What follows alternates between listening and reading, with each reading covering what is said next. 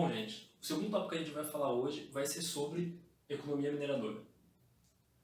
Eu acho que passei praticamente o tempo inteiro, desde que eu comecei a dar história para vocês esse ano, que o Brasil ele era uma colônia com uma economia completamente açucareira. O que isso quer dizer? Quer dizer que a principal forma que o Brasil produzia riqueza para Portugal era vendendo açúcar. Só que esse cenário ele muda no começo do século XVIII. Aqui, ó, a partir de 1700 descobriu-se ouro no Brasil.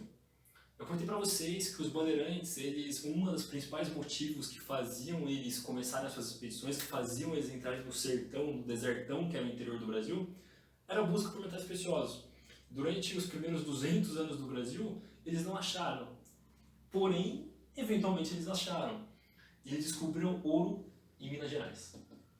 A partir desse momento, começa-se uma nova fase do Brasil. O foco da economia do Brasil deixa de ser o açúcar e passa a ser a extração de ouro.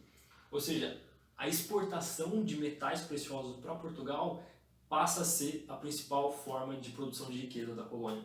Uma coisa importante para falar, nessa época, a economia do açúcar estava em um declínio gigantesco. Trazia o tópico anterior falando que a Holanda tinha sido expulsa do Brasil. Isso é real. Só que teve uma consequência muito drástica nesse movimento militar. Quando a Holanda parou de produzir açúcar aqui na sua colônia no Brasil, eles transportaram esse foco de produção de açúcar 100% para suas colônias nas Antilhas, que são aquelas ilhas lá da América Central que eu comentei. O problema é que o açúcar holandês produzido na América Central ele era muito mais vantajoso que o açúcar português. Primeiro que os holandeses dominavam, eu comentei para vocês, eles dominavam as técnicas tanto de cultivo e de refinamento muito mais sofisticadas que Portugal. Então, comercialmente, o açúcar holandês ele acabou ficando muito mais vantajoso. Isso causou uma intensa crise na produção de açúcar aqui no Brasil. Cada vez mais diminuía a procura do açúcar português no mercado europeu. Então, no meio de uma crise açucareira, descobrem ouro no Brasil.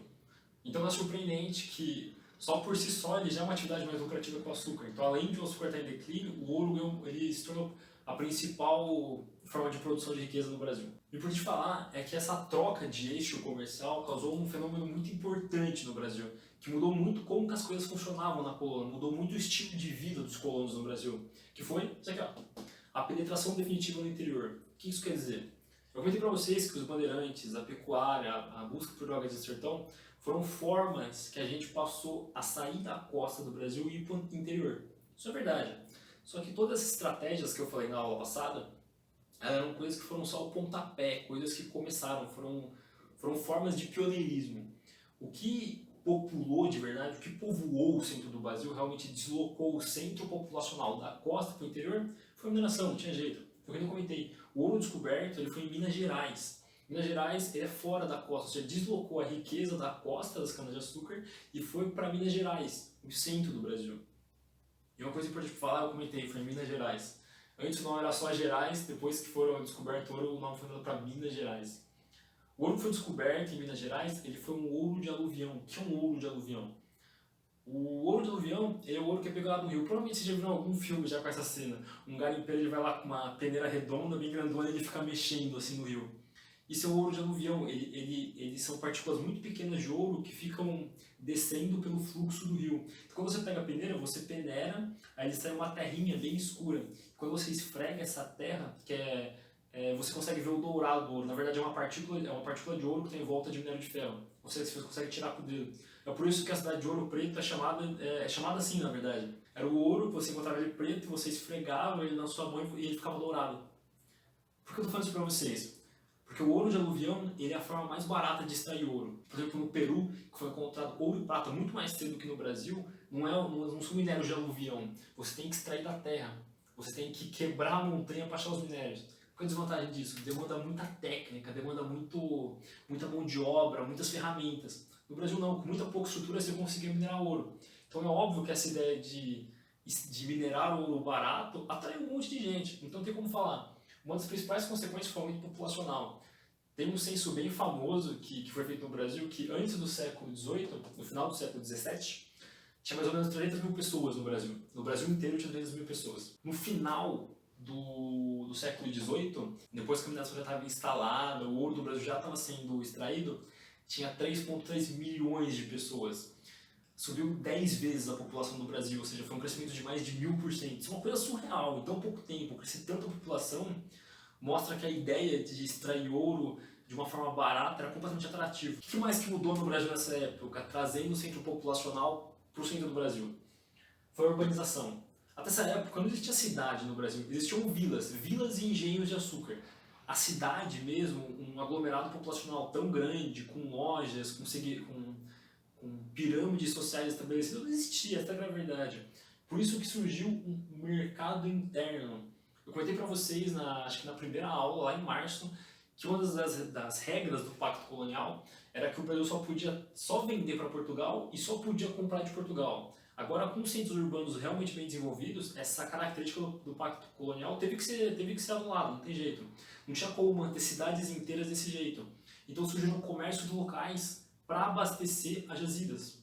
Porque quando era descoberto uma jazida de ouro, atraía vários trabalhadores que estavam na busca do ouro. Só que precisava de comércios laterais para manter essa galera, para manter essas cidades. Por isso que nessa época surgiu todo esse comércio colateral que envolvia a extração de ouro, que mantinha essas pessoas lá. Foi por isso que o Brasil mudou tanto de cara nessa época, o jeito que as pessoas viviam mudou muito. E bom, outra mudança muito importante para falar também foi a diversificação social. O que isso quer dizer?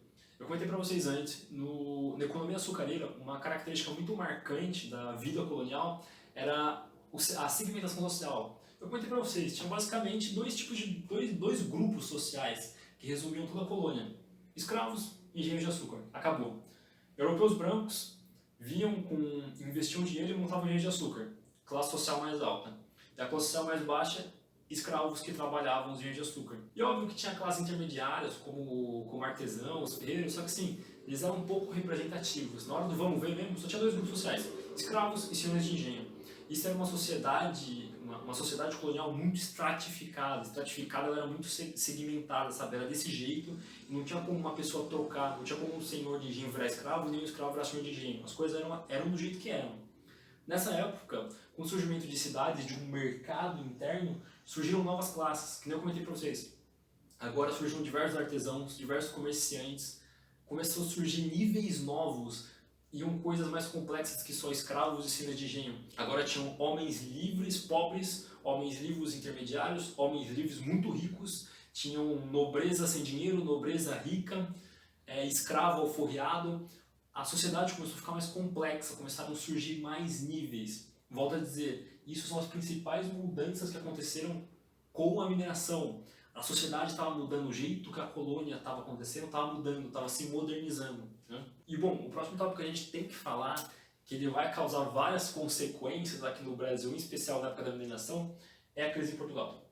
Eu contei para vocês, depois que o Portugal saiu da União Ibérica, o país passou por várias consequências. A principal dela foi um endividamento estrangeiro. O que isso queria dizer? Quer dizer que Portugal devia para os outros países. Eu comentei que os dois países que mais ajudaram a Portugal a quebrar a União Ibérica foi Inglaterra e Holanda. Tanto que ele fez aquele tratado de paz temporário com a Holanda e tudo mais. O fato é o seguinte, ele acabou criando uma dívida gigantesca com a Holanda, porque ele junto com esse tratado de 10 anos de trégua, ele também estava incumbido uma indenização. Então ele já começou se separando de Portugal com uma dívida gigantesca com a Holanda. Ele também estreitou laços comerciais com a Inglaterra, ou seja, ele comprava muita coisa da Inglaterra. Na época a Inglaterra era manufatureira. Isso queria dizer que eles não eram focados em plantação ou extração de minérios, eles manufaturavam as coisas, eles produziam coisas. Eles saíam da matéria-prima e produziam outras coisas, eles manufaturavam. E esse cenário econômico fragilizou profundamente a economia de Portugal, de forma que eles ficaram acabando ficando meio sem opção, eles estavam realmente sem dinheiro. Esse cenário de falta de dinheiro mais se intensificou foi no Tratado de Panos e Vinhos. Isso aqui é muito importante, mano. Sempre tem uma questãozinha da FUVEST ou da Unesp que pergunta o que é isso. Na verdade, o nome formal dele é Tratado de Methuen, mas ele é conhecido por Tratado de Panos e Vinhos, que é o seguinte. Como eu comentei para vocês, nessa época Portugal estreitou os laços comerciais com a Inglaterra. Isso só vai piorar. Até pós-revolução industrial, cada vez mais a economia de Portugal vai estar interligada com a economia da Inglaterra. Cada vez mais. A dependência de Portugal para a Inglaterra vai ser muito intenso. E esse tratado causou uma gigantesca crise em Portugal. Como era esse tratado? O principal produto de manufatura da Inglaterra era roupa.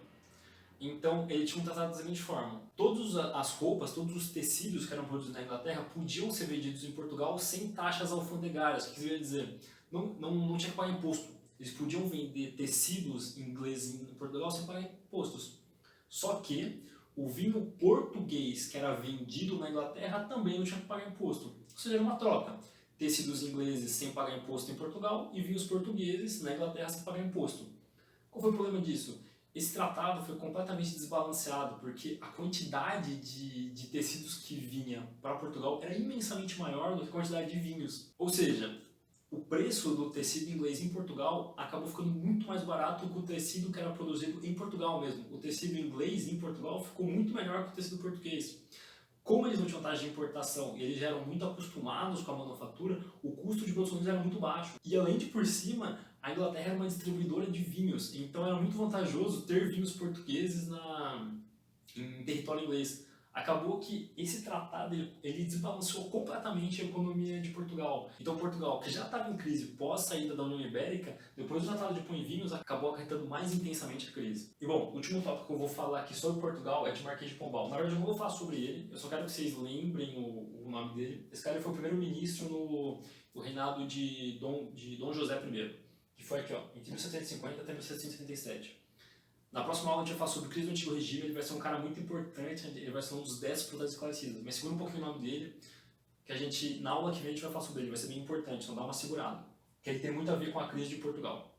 Mas beleza, por que eu falei tanto da crise de Portugal? Como Portugal estava sem grana, e o Brasil era uma colônia portuguesa, é óbvio que a descoberta de ouro no Brasil representava uma forma de ganhar dinheiro. Então, como Portugal estava muito sem grana, quando o ouro foi descoberto no Brasil, eles viram uma forma de conseguir pagar suas dívidas. Então, quanto mais ouro fosse extraído no Brasil, mais fácil era de pagar a dívida estrangeira de Portugal. Conforme a economia mineradora foi sendo desenvolvida, cada vez mais eram cobrados impostos e taxas, e cada vez mais a presença da coroa era ostensiva, cada vez era mais agressiva para pegar cada vez mais ouro, porque a crise de Portugal cada vez piorava mais, então eles precisavam de mais e mais dinheiro, mais e mais ouro vindo do Brasil para poder pagar as dívidas dele. E como que eram feitas essas cobranças de impostos no Brasil? Como que era feita essa administração colonial em relação à extração de ouro? Eu tentei separar mais ou menos cronologicamente, como que os impostos foram pondo aos poucos. Primeiro foi um, depois foi outro, foi cada vez piorando mais, sabe? Um dos primeiros foi o quinto e as datas. Como cada um funcionava. Quando alguém descobria uma jazida de ouro, você não podia simplesmente ficar para você e começar a extrair. O que você tinha que fazer era avisar uma intendência de Minas.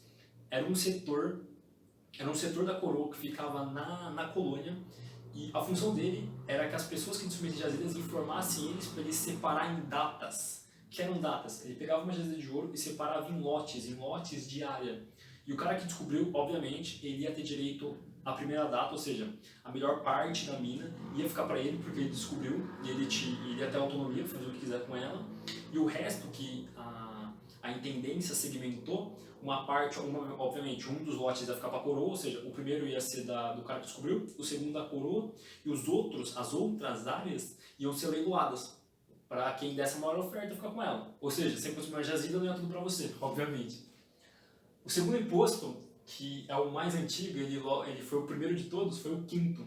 Como que o quinto era cobrado? E o que era o quinto? Sempre de todo o ouro que você produzia, 20% tinha que ser para a coroa portuguesa. Ou seja, você extraía 1 kg de ouro, 200 gramas tinha que ir para a coroa portuguesa. Ou seja, sempre 1/5. É tanto que daí que vem o quinto dos infernos. E esse quinto era cobrado nas casas de fundição. Eu comentei para vocês que o ouro do Brasil ele era aluvião, ou seja, ele era em forma de pó, ele eram partículazinhas. O problema desse tipo de ouro é que ele é muito facilmente contrabandeado, não são pedras grandes, então é fácil você esconder. Então o contrabando de ouro no Brasil era gigantesco, principalmente por causa das taxas de imposto muito altas. Então demorou muito para Portugal criar as casas de fundição. Eram órgãos onde todo o ouro que era produzido tinha que passar por lá. Comerciar ouro em pó era crime no Brasil. Todo o ouro que era extraído em pó, ele tinha que ir para uma casa de fundição para ser transformado em barra. E em barra ele recebia um selo da coroa. E só podia ser comercializado ouro em barra, era o jeito que Portugal forçava a evitar o contrabando. E quando eles iam dar o carimbo e transformar o ouro em pó em barra, era cobrado o quinto. 1/5 da massa de ouro que você encontrava ia ficar para a coroa. E eu acabei falando bastante de contrabando e como a dimensão da coroa estava muito perto para tentar evitar esse tipo de coisa. Outra característica administrativa que a coroa portuguesa tomou para evitar principalmente o contrabando e a logística foi isso aqui, ó. Transferência da capital para o Rio de Janeiro. Eu comentei pra vocês, antes a capital do Brasil era lá em Salvador, por causa do governo geral e tudo mais. E agora, como o eixo produtivo tinha saído do Nordeste e indo pro Sudeste, principalmente para a geração de Minas Gerais, todo o ouro que era produzido em Minas Gerais, ele descia e era exportado no porto do Rio de Janeiro.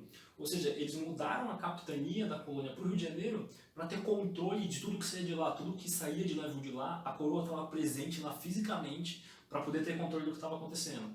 Isso foi uma mudança de logística, sabe? E por último, eu linkei aqui os 3 principais impostos que eles eram cobrados. O quinto eu já comentei, que era 20%, ou seja, 1/5 de todo o ouro que você produzia tinha que ir para a coroa, não tinha jeito.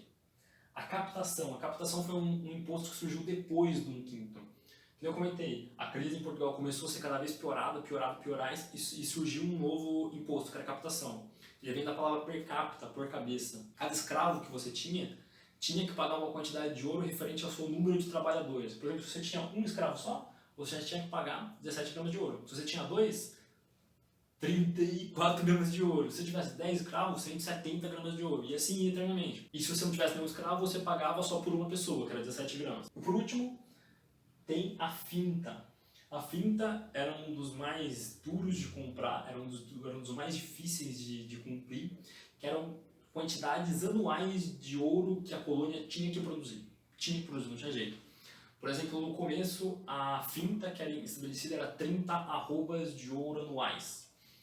Quanto que são 30 arrobas? Cada arroba é 15 quilos, tá? Ou seja, dá 450 quilos. Ou seja, a produção anual tinha que ser 450 quilos de ouro. Qual é o problema? No começo do Brasil, o ouro ainda era muito abundante, o ouro de aluvião era muito abundante, só que conforme os anos foram passando, foi ficando cada vez mais difícil extrair ouro. E a quantidade que era produzida anualmente começou a cair, porque começaram a esgotar muito rápido as jazidas de ouro no Brasil, muito ouro era produzido.